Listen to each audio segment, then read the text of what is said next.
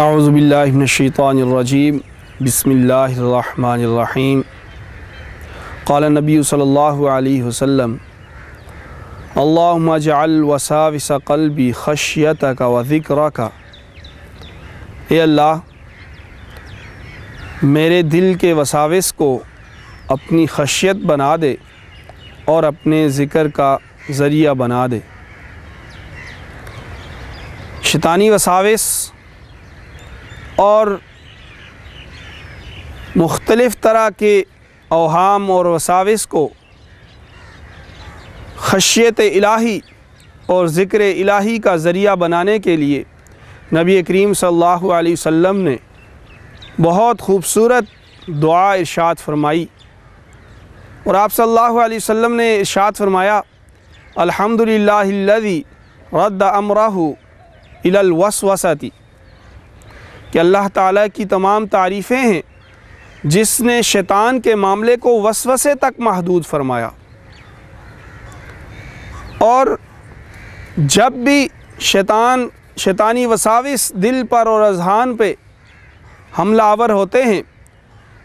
تو ان سے نکلنا، ان پہ صبر کرنا، اور پھر انہی کو تقوی، للہیت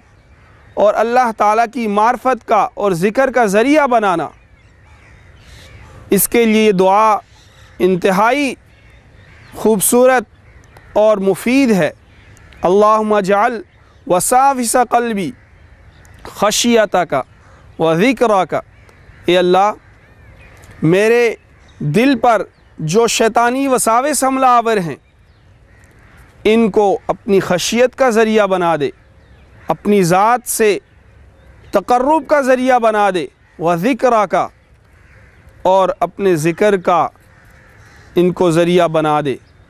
کہ اللہ تعالیٰ کو ہم یاد کرنا شروع کر دیں کہ شیطان ہمارے قلب پہ حملہ آور ہے اور ہمیں دائیں بائیں متوجہ کرنا چاہتا ہے، ہمیں دائیں بائیں چیزوں سے ڈرانا چاہتا ہے، لیکن میرے دل کے اندر جو خوف ہے، مجھے جو خشیت ہے، وہ صرف خالق اور مالک اور رب کائنات کی ہے، اور پھر میں اپنے رب کے ذکر کی طرف متوجہ ہو جاؤں۔ اللہ کریم ہمیں اس پر عمل کرنے کی توفیق عطا فرمائے۔